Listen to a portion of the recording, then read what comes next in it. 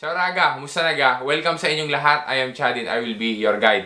Raga, importante ang content ng vlog na rin kaya makinig na maigi at unawaing mabuti. Diga alam na natin kung sino ang dapat na mag-adjorna ng Carta di Soggiorno per Familiare di Cittadino UE at saka ng Permesso di Soggiorno UE per Soggiornanti di Lungo Periodo. Pag-usapan natin kung ano ga yung isa sa mga possible consequences kapag ka matagal na hindi ka nakakapag-adjorna. Mahirap kasi na ikaw ay mapapunta sa ganyang kalagayan. Ulitin lang natin ha. Ano ga yung napaka-importante na laging dapat na gagawin kapag ikaw ay nakapag-retiro ng bagong soggiorno? Merong iba na nalilito kaya linawin natin kung ano ga ang pagkakaiba ng Carta di Soggiorno per Familiare di Cittadino UE at saka ng Permesso di Soggiorno UE per Soggiornanti di Lungo Periodo. Ang detalye raga, dopo na sigla, partiamo!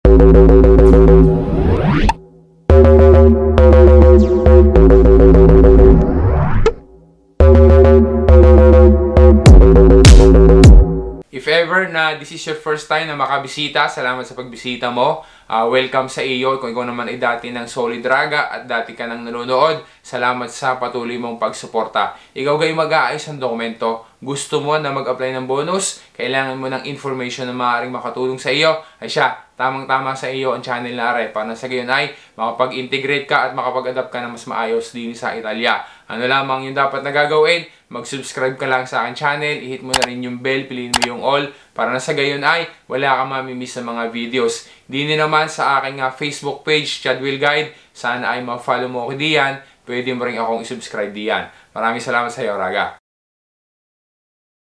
Raga, kung napanood mo na doon sa mga nakalipas na mga vlogs, na-establish na natin doon na ang bagong model na inilalabas nila para sa Permesso di Soggiorno UE per Soggiornanti di Lungo Periodo ay meron ng validity na 10 years. Aray ang ating basihan diyan, yung Legge numero 238 ng December 23, 2021. Dini din sa circulary number naman na 400 ng Ministero del Interno, nilinaw nila na para sa mga adulti, ang validity ay 10 years noong Permesso di Soggiorno UE per Soggiornanti di Lungo Periodo. Para naman doon sa mga minori, ang validity naman ay 5 years. Ang dahilan ng pag-update na iyan ay para doon sa pagsunod, doon sa utos ng European Union Commission para sa pagkakaroon ng uniform or iisa laang na modelo ng permit to stay or permesso di soggiorno dito sa European Union.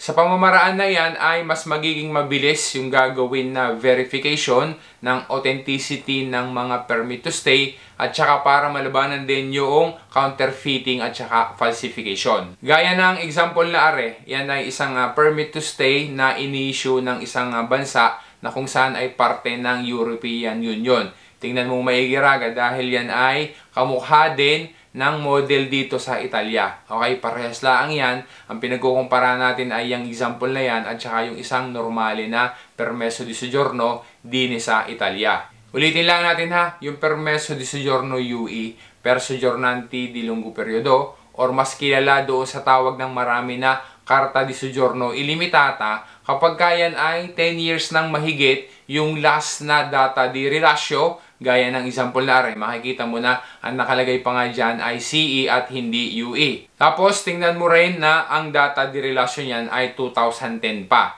Ang ibig sabihin yan, i-reiterate lang natin, kapag ganyan din ang hawak mo ng Carta di Soggiorno na Illimitata, ibig sabihin ay 10 taon nang mahigit yung last na data di relasyo, ikaw ay obligado per forza na mag-a-adjornamento ka kasi yung hawak mo ay magiging invalid na. Bibigyan kita ng magandang example, gaya ng experience na are, personal experience ng isang raga na isinyer niya sa akin. Siya ay nag-adjornamento ng kanyang Carta di Soggiorno kahit 5 years pa lang. Doon sa kwestura, sabi sa kanya ng pulis, ay bakit siya nag-a-adjorna na samantalang 5 years pa lang naman yung kanyang Carta di Soggiorno. Samantalang 10 years na nga ang validity at hindi 5 years ang iskadensa. Malinaw na sinabi doon ng pulis na pwedeng maghintay pa ng 10 taon bago ka mag-adjorna. Okay? Dahil yan nga ang bagong validity ngayon ng Carta di Soggiorno. Pero si Raga, dahil nandoon na, nasa kustura na, tapos ay nag-fill up na rin siya ng kit, nagpasa na nga siya, gumastos na rin, so itinuloy na rin niya. Ang ginawa naman ng pulis ay tinanggap na rin dahil nga nang ang sabi ay maigi na rin na gawin yan kasi nga nagpalit na siya ng kanyang residensya. Kaya kapag ka naibigay sa kanya yung kanyang bago na Carta di Soggiorno, ang magiging validity na ay 10 taon at ang magiging expiration ay sa 2033. Pero masyadong matagal yung ipaghihintay niya dahil 9 months pa daw bago niya makuha yung kanyang bagong permeso. Ibig sabihin, kapag ka ang iyong Carta di Soggiorno ay wala pang 10 taon, hindi ka obligado na ikaw ay mag-adjourna na agad. Pero kung gusto mo, dahil gusto mo na maging updated, gusto mo na mag-adjourna, pwede mo rin yan gawin. Ang sunod naman na lilinawin natin ngayon ay tungkol doon sa Carta di Soggiorno per Familiare di Cittadino UE. Gaya ng example na are, makikita mo, yan ay kartaccia pa. Papel pa yan, okay? At yan ay ibinibigay doon sa mga kariko ng either na Italian citizen o kaya naman ay EU citizen. Kapag ganyan pa rin ang hawak mo na papel pa din, ibig sabihin ay ikaw ay obligado per forza na kailangan mo mag-adjourna bago sumapit yung date na August 3, 2023 dahil magiging invalid na yan. Kapag ka ikaw ay nag-adjournamento, bibigyan ka ng bago, ang ibibigay na sa iyo ay hindi na papel dahil formato elektroniko na. Garni naman ang example kapag ka formato elektroniko na ibibigay doon sa mga kariko, doon sa pamilya ng mga Italian citizen o kaya naman ay ng mga EU citizen na mula doon sa papel ay magiging electronic na ang ibibigay. Gaya ng makikita din sa sito ng Questura, ang pagbibigay ng Carta di Soggiorno per Familiare di Cittadino UE na formato elektroniko ay nagsimula pa noong Agosto 2021. Linawin lang natin para maiwasan yung magkalituhan. Ang Carta di Soggiorno per Familiare di Cittadino UE, yan ay para doon sa mga kariko. Ang mga binibigyan niyan ay yung mga kariko ng isang Italian citizen o kaya naman ay EU citizen. Samantalang yun namang permeso di soggiorno UE per soggiornante di lungo periodo na mas kilala rin sa tawag ng iba na Carta di Soggiorno na illimitata, yan naman ay binibigay sa mga estranyeri na mayroon ng at least 5 years na valid na permeso di soggiorno din sa Italia at dapat din ay yan yung nakapasa doon sa exam na A2 level. Take note Raga doon sa aggiornamento ng permeso di soggiorno UE per soggiornante di lungo periodo, hindi mo na kailangan diyan, hindi ka obligado na magpapakita ka pa ng documents regarding doon sa iyong lavoro at saka sa iyong reddito. Gaya ni Raga, siya ay nag-adjourna din ng kanyang permeso di soggiorno UE, hindi siya hiningan doon sa Questura ng kopya ng kahit na anong documents regarding doon sa kanyang current na lavoro o kaya naman ay reddito. Take note din kapag ka-adjournamento, ang iyon lang ikukumpila ay yung modulo 1. Tapos ang iyong magagastos lang ay 16 euros para doon sa marka da bollo, 30 euros para doon sa tarifa, at saka 30.46 euros para doon sa card. Yun lang ang gagastusin mo, hindi ka dapat na magbabayad ng 100 euros.